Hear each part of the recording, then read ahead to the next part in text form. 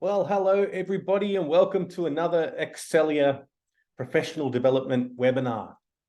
My name's Paul Pellier and I'm very happy to be joining with you today, and thank you so much for sharing your time so generously with me. It's really wonderful to see so many people interested in these webinars, and every time we run them there's more people here and more bookings, and it really means a great deal.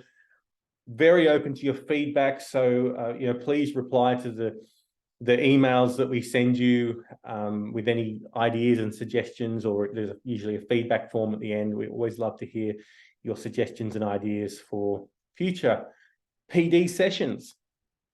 Today's session is on direct instruction, and we'll get into it in just a moment. Firstly, I'd like to acknowledge the traditional custodians on the land that we meet on today. We pay our respects to elders past, present and emerging, and to our Aboriginal and Torres Strait Islander participants in the session with us today. We acknowledge Aboriginal and Torres Strait Islander people's spirit, imagination and rich history of teaching and learning that's been happening on this land for many thousands of years. I'm on beautiful Gumbaynggirr country today. So today's session is on direct instruction. And this is something that I've really enjoyed exploring over the last couple of years in a less formal way. And it's something that I'm very interested in. So we'll start off with a definition of direct instruction and maybe look at some of the synonyms that are used around this term. We'll look at why we might want to explore this as its own discipline or its own focus. We'll look at some misunderstandings and assumptions around direct instruction. I've got some case studies and examples to share with you as well, just to kind of highlight good and poor practice. And we'll look at some research showing the effectiveness of direct instructions and some of the potential issues with only partially guided instruction. And then we'll finish with Rosenshine's 10 principles of instruction. So after we explore all this and we go, okay, well, it's all nice to see this idea of direct instruction, but what is it actually in practice? And I've also got some really cool resources to share with you as well, so that you can take away and have a look and read a bit deeper. So it's really quite an exciting field to explore, and it's really heavily researched. So unlike a lot of things in education, we've probably talked about this in previous sessions, there's a lot of folklore, there's a lot of things that people just take for granted or take on face value without realizing that there's actually not a great deal of research to support its use. It's more of a kind of anecdotal thing, or that seems to work. This stuff has been really heavily researched from a number of different perspectives, including cognitive science and brain science and those kinds of things, as well as classroom practice. So a really interesting topic, and I think applying some of these principles in vet is really useful. I am on my own again today, so everyone at Excelia is really busy, so I'm braving it by myself. So please be patient with me in the chat. I will periodically check and see if there's any questions or things that I might have missed. So, and as always, if I do miss anything, please reach out. And if you do have a burning question that I didn't get to answer.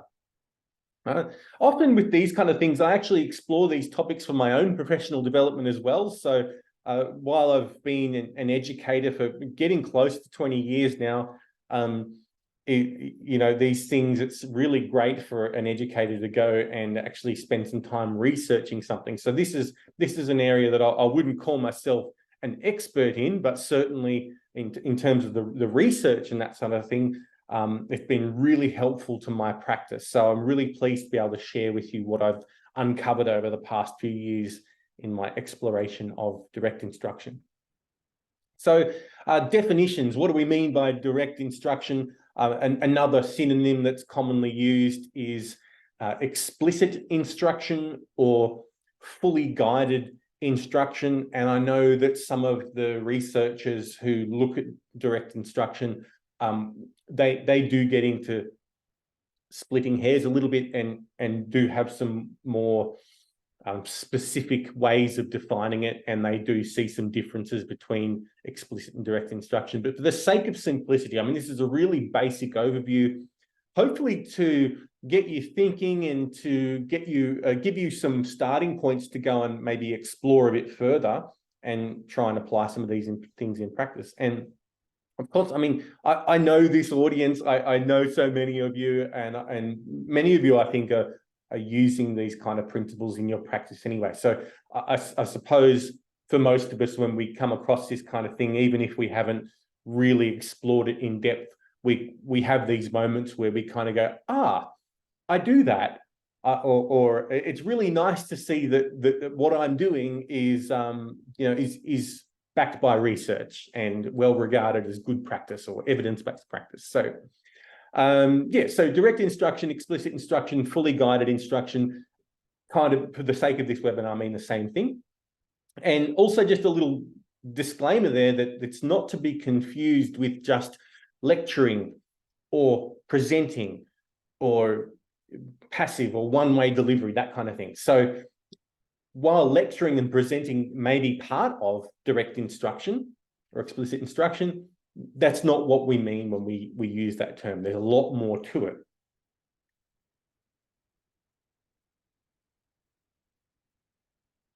Just checking the chat here. Mostly really wonderful, warm greetings. Thank you so much, everyone. And so great to see so many people here. So thank you. So the misunderstandings, and this is probably one of the main reasons why I wanted to run a session on this. It's more as a result of what I see in general around the place. So as most of you know, I'm mainly involved in delivering TAE, the Cert for and Training Assessment. So I meet a lot of trainers. I go to a lot of RTOs, and this is based on, I guess, no one in particular, but kind of a general feeling that I get after chatting to lots of people, that there are some misunderstandings around adult learning theories. And that's things like Malcolm Knowles, he popularized the term andragogy back in the 70s, I think it was, and late 60s, where really the idea was, okay, well, much of the science around how people learn is based on instructing children. And now, because people are shifting jobs and technologies and is increasing, rapidly evolving, there's a need for adults to learn, and we need to think about how adults specifically learn. So that's what Knowles was really into. And then a whole bunch of things kind of went off that. And I think Knowles' Andragogy and Adult Learning is a really awesome, fantastic body of work. And it's really relevant and so important for us as vet educators to take the time to think about how adults learn and to consider how adults learn and make sure that we are actually working with adult learners. So this is not saying that anything with Knowles or any of those adult learning principles are incorrect. But I think what happens is when there's a huge focus on that, specifically in courses like TAEs, we learn things like the second point here, which is that adults should be self-directed learners. So I'd say most TAE courses, including our own, we will learn things like the importance of adult learners being self-directed, and that's what I learned. But I think along with that is sometimes a message that is miscommunicated is what self-directed learning actually is. And that can sometimes misguide us or lead us to believe that it's all about basically just putting students in a situation and letting them guide themselves, because you're an adult, you can figure it out. You've been used to figuring out your own problems in life for some time now, so I can use that same instructional approach in the classroom.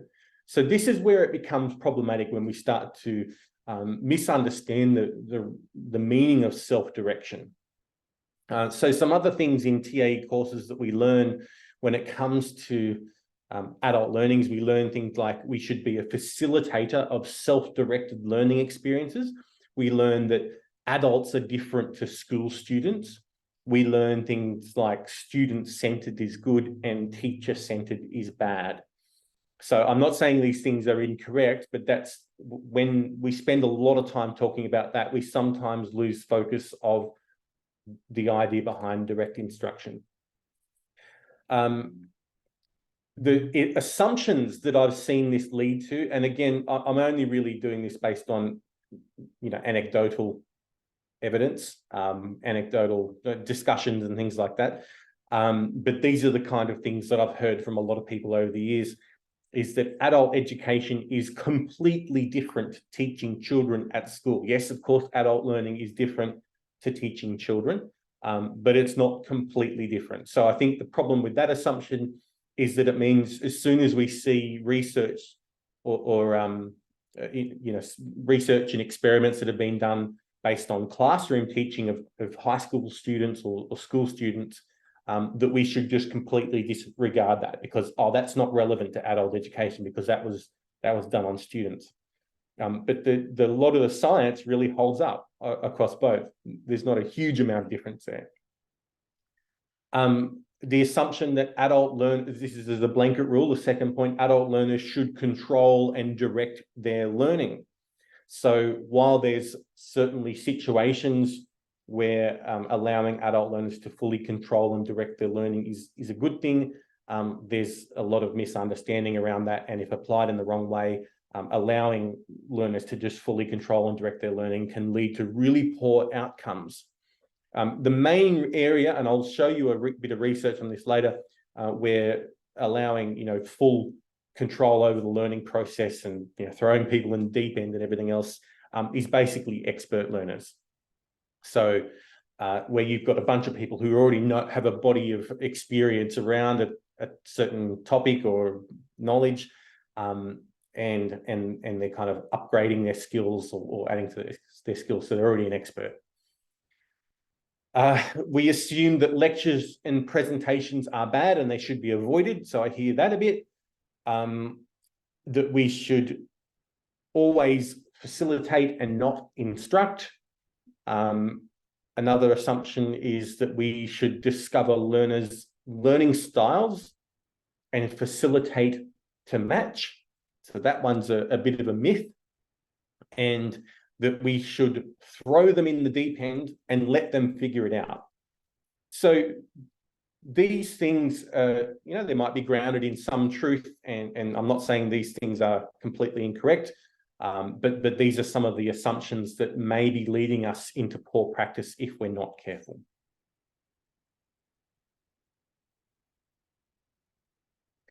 Sarah, I just saw your note there. I trained as a primary teacher and now studying TAE, and there's a lot of crossover between the two. Yes, that's really interesting to hear that from your perspective.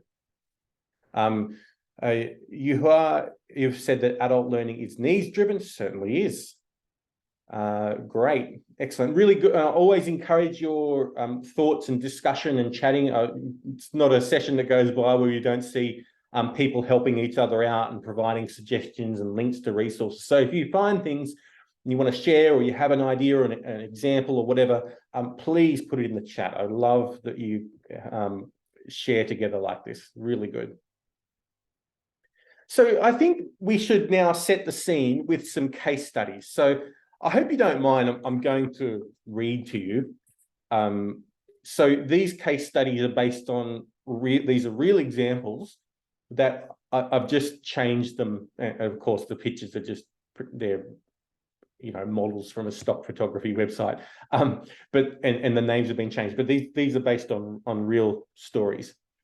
And they basically, these case studies are to illustrate, I guess in a way they kind of emphasize the issues that we're talking about today. So let's start with Rob. Rob's an entrepreneur, and This is his story about a time where he took the idea of self-directed learning. So we've been talking about, self-directed and letting adults kind of figure it out for themselves, but how, while that's not a bad idea, how the misconception and misuse of that concept can cause some problems. So this case study is called Shark Tank, and Rob is an experienced entrepreneur, and he's running some of his first training sessions at a local community college. Rob is enthusiastic, knowledgeable, and loves sharing his experiences. And Rob told me about how he gave his students a real life experience of pitching business ideas. So Rob, basically, this is what he did, is he announced to the group, for next week, each of you will prepare a business plan and pitch it to the class. Think of it as like a Shark Tank exercise. You know that TV show Shark Tank, where they bring people on and they pitch their business idea to investors. And that was pretty much all that he did, was to pitch a business idea to the class, and that was his instructions. The students, who are mostly novices, they're new to business, they were confused. Some of them asked questions like, what should the business plan include? Are there any examples? How long does the presentation need to be? Should we prepare any visuals? But Rob's response was basically that, hey, it's an open activity. Take it in any direction that you want. Come on, guys, just have fun and get creative. After all, he learned about the importance of self-directed learning in his TAE. So that was his pitch. Next week, prepare a business plan, pitch it to the class, think of it as a Shark Tank exercise. Novice students, and they had lots of questions. So what happened was, when they came back next week, the session was utter chaos. Some students, they really went with it. They prepared very thorough, very lengthy presentations. One of the presentations went for an hour. It was complete with financial projections, marketing plans, the whole thing. Other students simply had vague kind of 5-minute talks. They had no clear business models. A few students went to the effort of bringing props and products and examples to showcase their ideas, like a show and tell kind of situation. But things went seriously over time. A couple of students didn't even get to present their ideas at all. They missed out. Some students felt really embarrassed because of their lack of effort compared to the students who put a lot of effort in. Others felt like they'd wasted their time by spending hours and hours and hours preparing, over-preparing something that was actually just given not much weight, and they felt that Rob didn't take it very seriously. So yeah, the session was chaos, and they felt that it had little to no value. So on reflection, Rob realized that more detailed, guided, and structured learning and clearer instructions would have helped. And he was disappointed that he didn't have more time to provide comments and feedback because the sessions went over time. So he didn't get the opportunity to actually create a learning experience out of that.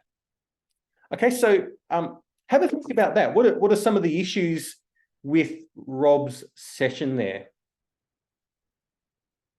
So yeah, there's a couple of notes to add there, that it was a mixed performance, went overtime, some missed the chance to participate, and they basically felt that it wasn't taken seriously.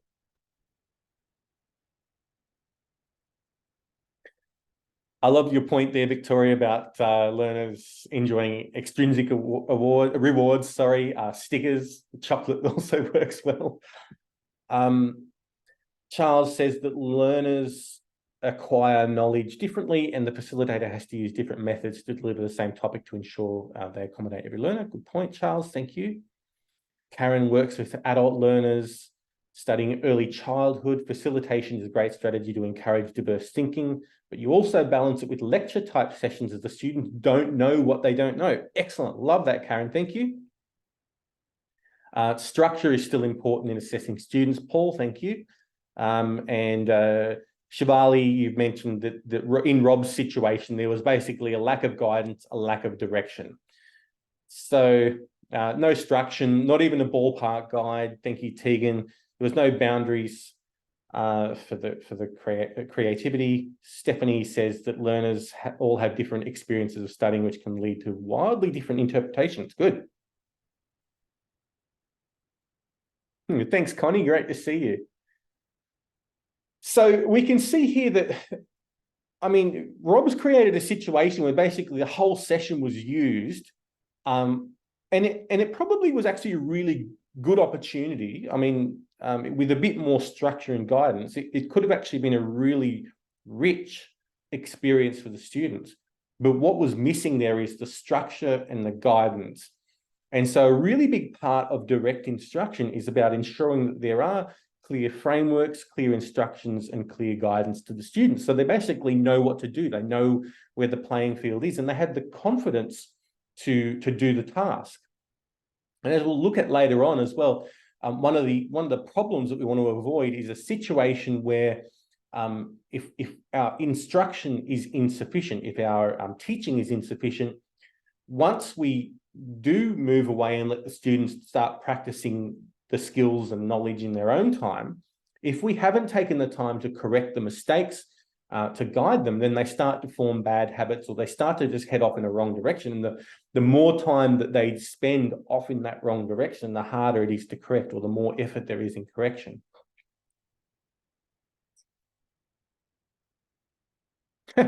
Roshan has said that Rob did not attend the Excelia training. Very good. Nick said, guidance is more useful than figure it out to be yourself. Guidance serves to focus systematically on what is required. That's good.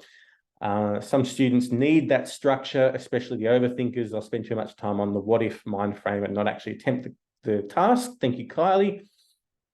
And Napat says that, to my understanding, this situation unfolded due to a deficiency in providing clear and comprehensive instructions. Unfortunately, Rob did not recognise that adult learners possess diverse learning styles as well as varying learning capabilities and capacities. Thanks, Napat.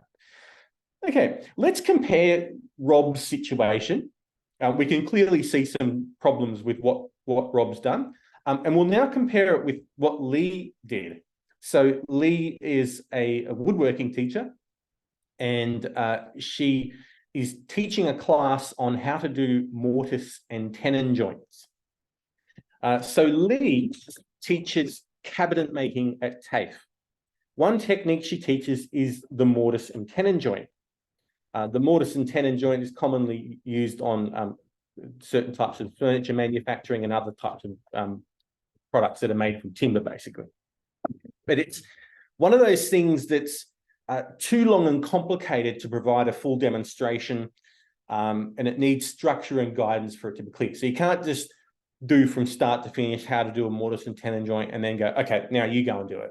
So while it's good that a demonstration is there, we still need to actually break it down further. So Lee spends a lot of time thinking about how to teach the skills in this really important technique. First, she reviews. First, Lee reviews with the students the previous types of joints and woodworking techniques that students have used in earlier lessons that would actually help in today's session. Next, she has a few different sample joints that are not glued together. So with those sample joints that are not glued together, she passes them around and the students can pull them apart, and they can see how the bits of timber go into each other. They can test the snugness of the fit, and they can inspect the way the person has actually crafted it to see how it works. She also has a few poor examples to illustrate some common problems. So the students, she can actually say, well, see how this joint doesn't fit together properly, or how it's a bit wobbly or loose. That's because they've done this part incorrectly.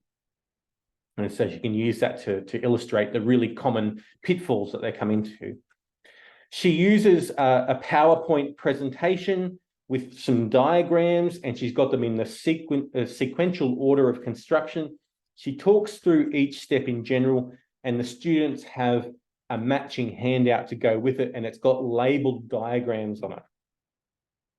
She shows the tools to be used and what each tool is used for at each step, as well as the tool's safe use. She gets the students to repeat back different aspects of the instructions in their own terms and uses that to gauge whether the students have understood what she's explaining and demonstrating. And that way, if she finds there's a bit of misunderstanding, especially on critical things or things that might have a safety issue associated with them, she's able to then do some further explaining or further demonstration or guidance. Then she gets the students into pairs and she gives them camphor laurel. The camphor laurel is an abundant and invasive timber. Basically, they give that to the college for free. So they've got an abundant supply of this type of timber. And it's easy to work with, it's easy to practice on. She demonstrates each step and then gets the students to do it before moving on to the next step. She demonstrates each one, checks how they're going, and then moves on to the next one. She's able to measure their performance and make sure they're doing it the right way, correcting any of those mistakes. She moves around, she provides feedback as they go. She's able to identify and further support individuals who are struggling. And, she can even identify students that have got advanced skills, and they can be utilized to assist other students where required. So you might even move some of them around and go, hey, you're strong. Do you want to work with this student who's maybe struggling with some of the techniques? She emphasizes that it's okay to make mistakes on the camphor laurel because it's cheap, it's a weed. So, do what you want with it, really. And that fosters an environment of open communication and continuous learning, that it's low stakes, they're allowed to make mistakes. And with this highly structured and I guess highly supportive approach, even students who initially struggle with some of the techniques, they start to produce really high quality joints. The gradual build-up of from demonstration through to practice is what helps students develop their confidence and enables them to understand and rectify their mistakes. So thank you for letting me read to you there. So you can see in this situation, Lee has a highly structured approach, and a lot of effort and time has probably gone into developing this lesson. So I'd love to hear from you. What are some of your reactions and thoughts based on Lee's approach to teaching the mortise and tenon joint?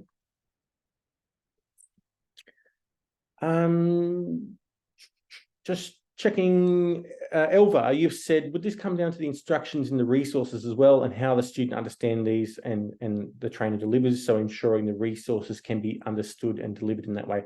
Absolutely. I think all part of this is not just in how we speak it or demonstrate it and what we do as trainers, but also the resources as well. The clearer the resources are, they can be fantastic supports and very complementary to the way we instruct. Karen said the introduction to required knowledge and skills, trainer experience is shared too.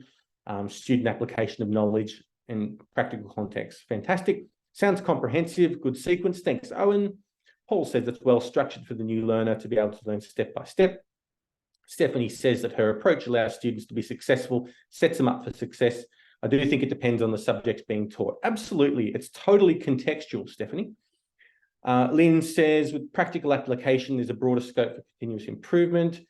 Wadad says she did very well on giving information on how the students understand the steps. Logical, well thought out. Thanks, Stephen. Nick does what Lee does. She has reflected on her own experience, knows what the learners have to be able to do, and anticipates problems that learners may have on the way to mastery. Thanks, Nick. Constance says, Connie says that instructions are well broken down in a logical learner sequence. Good. Okay. Excellent. Really love your reactions to that. Excellent points. I think some people when they see this kind of approach, like what Lee has used, they go, wow, gee, a lot of time has to go into the planning of this.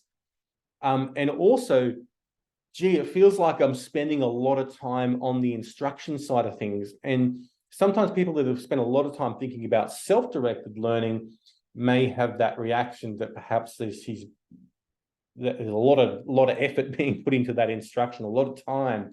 that maybe we're wasting time that could be spent on practice. But what people find is when they, like in the example of Rob with the Shark Tank, is there's some huge dividends that get paid with spending the time on that really methodical and structured instruction. And it pays off because probably in this situation of Lee, she is not spending all this time having to go back and re-explain things. She's not having to spend as much time. There's always going to be people that go a little bit off track, but she's not spending as much time correcting, say, 10 students who've gone off track or who are, performing unsafely. And if you think about, the woodworking example here, it's pretty high risk. There's potential for students to stuff things up, to injure themselves, to injure others. So she's really got to spend the time on that. There's a couple of really great points here in the chat. I'll just underscore briefly. Caroline, see one, do one, teach one. That's a good saying. Works for many visual tactical people, in particular instructions for auditory people. Kylie says that this covers all types of adult learners, and the breakup of activity helps keep them engaged. Nothing worse than a PowerPoint with just words and no activities or videos. And Yuha, you've said she puts a lot more effort to prepare everything rather than just let the learner try. Nix points out that if you know what you're doing, it doesn't take that much time to plan a training session. What requires time is the monitoring and correcting of each and every learner. Good point, Nick. Thank you. Narpat says, in my perspective, Lee has executed an outstanding job in ensuring the effective delivery of practical skills. She employed a thoughtful blend of structured approaches and student-centered strategies, all aimed at fostering comprehensive learning. That's so much more beautifully eloquent than what I could have put at Narpat. Thank you. There's a lot of prep. But it can be used over and over. Absolutely, as a reinvestment of that time as well. Can be modified if needed and makes for continuity across different groups of learners. Really good point. Thank you so much. Okay, so there's some research now that I'll share with you. What I'll do is just give me a moment. I'm going to put the link to this particular document in the chat so that you can have a look at it for yourself.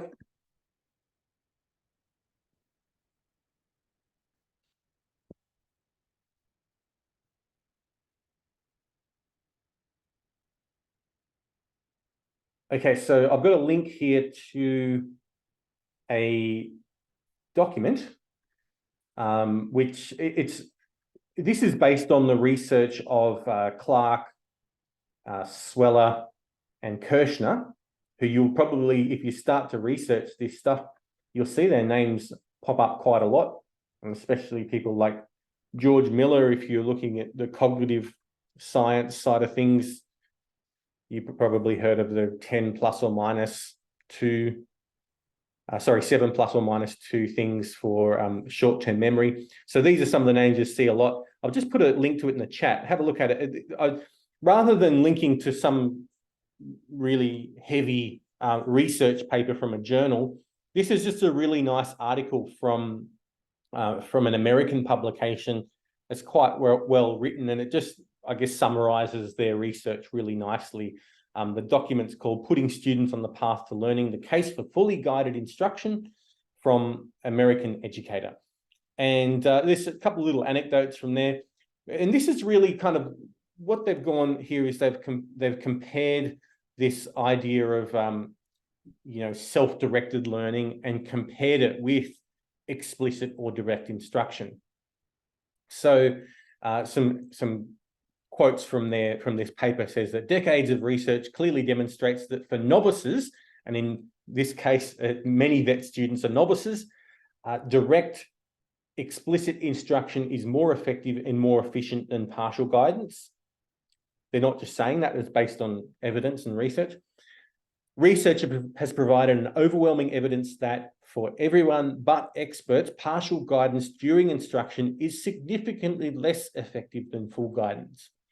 So that's a really good paper to have a look at. I won't dwell on that one any further, but I just wanted to give you a link to that one so you could have a look at it in your own time. And it's well worth the read. Now I'd like to talk to you about, this is the final part of the session today that I wanted to spend some time on, is Rosenshine's 10 principles of instruction. So I think these set of 10 principles really are a very nice way of giving, if you're new to this or you're looking for maybe something a bit more structured or a framework of good practice that's based on research, Rosenshine's 10 principles are really good. So I'll give you a link to that shortly as well, because again, in the same publication as the previous link I've given you, Barak Rosenshine, the author, has distilled that research into a nice, quite easy to read publication that only goes over a few pages. You'll find that Rosenshine's 10 principles are quite intertwining. They kind of link up with each other really well. So they're sort of, it's almost like looking at the same thing from a different perspective. But they're based on 3 key areas: research in cognitive science, basically the way the brain works, the way that we process and encode information and encode that into long-term memory, which is what we're doing when we learn stuff. He's looked at good teaching practice. There's a lot of early studies done on where basically researchers went into classrooms and did a lot of observing and recording of what good teachers did, and actually looked at the results of their teaching, and also research on cognitive supports. So these are techniques, strategies,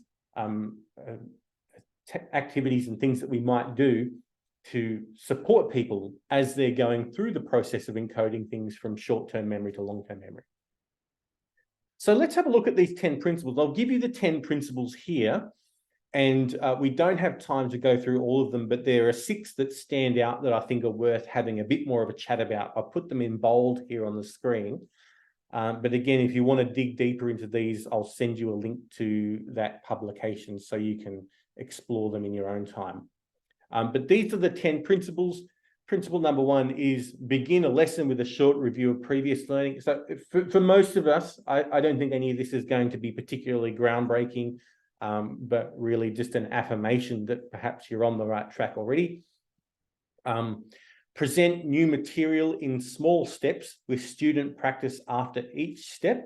So we saw in the example, the case study of Lee previously, she was using that approach. Ask lots of questions and check responses. So I think that's important. I'd say most of us do that as educators as well. It's really good practice. And I think also we talked about the importance of making sure that in this instructional phase, when we've got the learners with us and we're demonstrating and modeling and showing them how to do things, that we need to be able to gauge their progress. And now's the time to go back and review and recap and show things again, or show things a different way when students are struggling. We don't want to find out that they're struggling weeks down the track after we've finished all of our instruction and they're now maybe out on the job practicing the skills. 4, provide models. So I'm going to emphasize that point a little bit later, basically where we model certain behavior using modeling. And there's models such as worked examples that we'll talk about as well. Guiding student practice. So that's where the student does it, but we're actually guiding them and correcting them and giving them feedback as they perform the task, rather than just chucking them in the deep end and seeing how they go. Check for student understanding. Obtain a high success rate. That's an interesting one. We'll explain that more. And number 8, provide scaffolds for difficult tasks. Scaffolding is a really important technique, especially for complex tasks. And principle 10 is require and monitor independent practice. And principle 10 is engage students in weekly and monthly review. Now, I think this is probably, this research was done mostly on school students, but so you probably see in some of the wording that they use some of the terminology that we might kind of feel a little bit weird about in adult learning. And you might see things like weekly and monthly that doesn't really fit in with some of the schedules of the vet training that you're doing. So, some of these things you can kind of take or leave or adapt, really. So let's look at number 2. So we'll just look at 2, 3, 4, 5, 7, and 8. let's check how we're going with time. Okay, so number 2 is that presenting new material in small steps with practice after each step. So the guidance there is that we only present small amounts of new material at a time, then assist learners as they practice this material. This is a really appropriate way to deal with the constraints and limitations around our human brains. So if you're really curious, have a look into George Miller, 7 plus or minus 2. We can really only, our working memory can only really handle 7 plus or minus 2 things. So if I was to read out a list of random words and ask you to try and remember as many of them as possible, most of us can really only remember about 7 of those words before we start to forget some of the other ones that we're given. And, that applies to other things as well, not just words. So this is a really good way to deal with some of those working memory limitations. Otherwise, it becomes information overload. So if you deliver a whole bunch of information and don't actually practice it and don't chunk it like that, you end up basically it's like a leaky bucket, I guess, is a way of thinking about it. Lecture, demonstration, questioning, and worked examples are really good for this. Rosenshine's principle number 3 is ask lots of questions and check responses. So questions help students practice new information and connect new material to their prior learning. Questions allow us to determine how well, us as trainers, how well the material is being learnt and whether additional instruction is needed. And effective teachers ask students to explain the process they use to answer the questions. So it's not just about remembering the facts, but actually being able to use the processes to arrive at the answers to those questions. Models. So this is about giving cognitive support. So modeling and demonstration of how to solve a problem. There's a lot of research done into worked examples. That is basically where students are shown how to solve a problem or how to do a task by the trainer. And then gradually they pull back some of the support. So the first thing might be a fully guided, a fully demonstrated example of how to solve the problem. And they might do that for a couple of different examples to show the range of different types of problems that they might solve. And then they might get the students to do it with a bit of guidance. So they might have some parts of the result given to them and they only have to fill in some blanks, and then eventually they remove that support to the point where the student can perform and solve the problems by themselves, whatever that might be. And a lot of the research that was done on this was actually around teaching maths in schools, especially in high school. And there's even a lot of, they did some research in Australian high schools on this as well. But you can apply the principles in many different situations in there. Guide student practice. So it's not enough just to present new material. It will be forgotten unless there is sufficient rehearsal with guidance. Teachers who spend more time in guided practice had students who were more engaged during individual work. So I think we can see examples like that with the Rob and the Shark Tank. So if you're not spending the time up front to help them build that confidence, then they may lack the confidence to actually perform the task and get anything out of that practice. So we might be well-intentioned in giving them lots of time for practice, but if we haven't given them the skills and the confidence to actually engage in that practice, it will be not as fruitful. When the guided practice was too short, the students were not prepared. They made more errors during independent practice. This is from the research, some of the results that they found.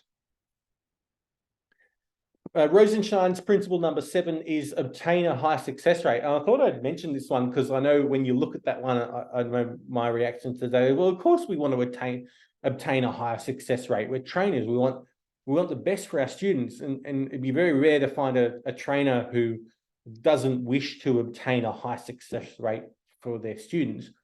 But when you look into it, what they're really looking at here is what Rosenshine is trying to aim at is making sure that during the instruction and practice phase that you get a high success rate, so that you're getting all, or at least above 80% of your students being able to perform and do the task properly, so that you know that when you get them to go off and do their own practice in their own time, without your guidance, that they're not going to be using bad habits, poor techniques, unsafe habits, and those kind of things. So high success rate during practice will lead to high success when they're doing stuff on their own.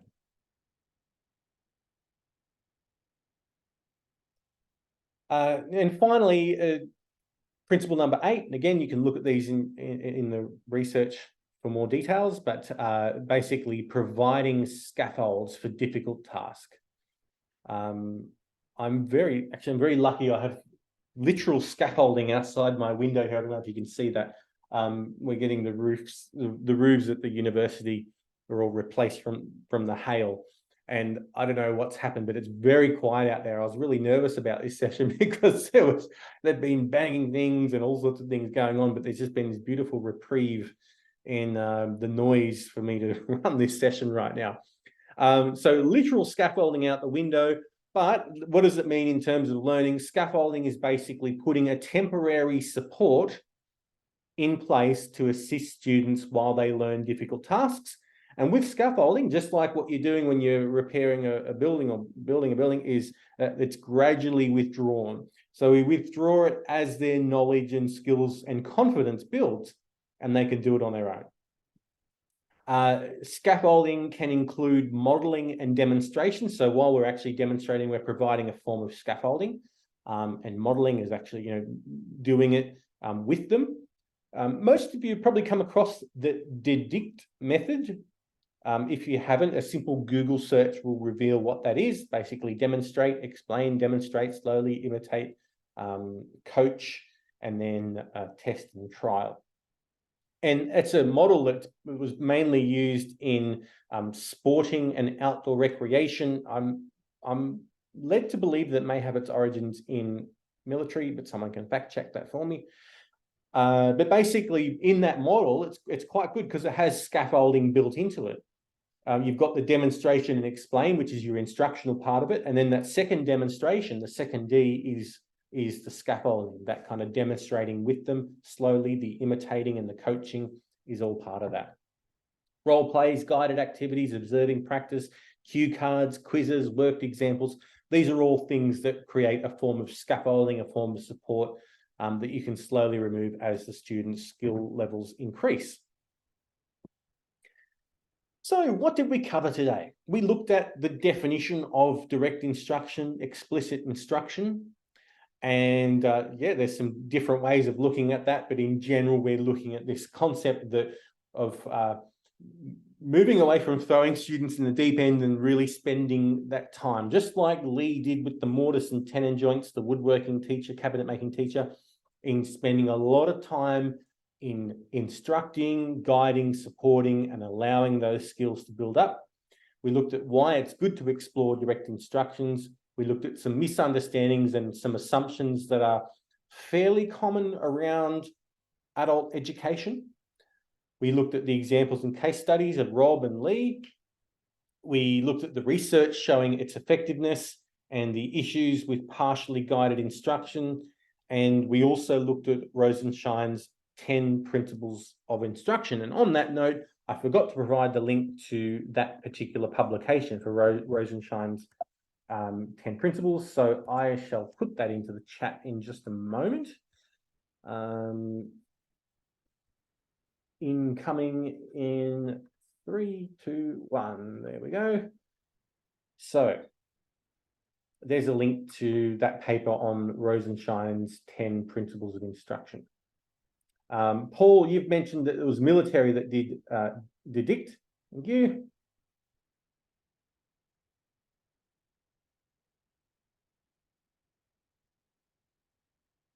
I missed some of the chat there. Sorry, I didn't get a notification, so I'm sorry I didn't get around to everybody there. I'm also just going to put a link to our next webinar in the chat here for you. So I've got one coming up not until November now, so skipping October, we've got too much on, but there's a link to that one that you can register for how to develop an assessment tool. So we've been reviewing some of our materials in the TAE, including that unit on developing an assessment tool, which many people are very happy to find that is not a core unit anymore in Cert 4.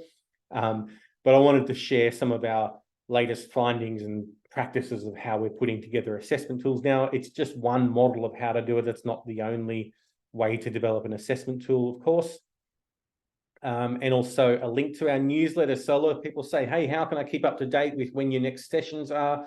We typically do the newsletter fortnightly, and that just will include the link to any recordings, including, so if you miss one, that's really good to catch up on it, and also links to the up and coming sessions. So definitely sign up to the newsletter if you haven't already, and there's a link to register for the next session.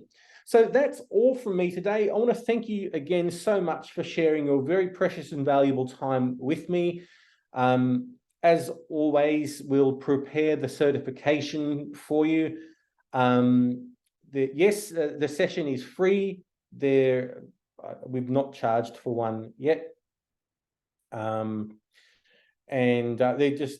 trying to build a community of practice here. So that's it gives me a lot of pleasure to be able to offer these sessions for free, especially that you participate, and it's just spread the word. It's really good.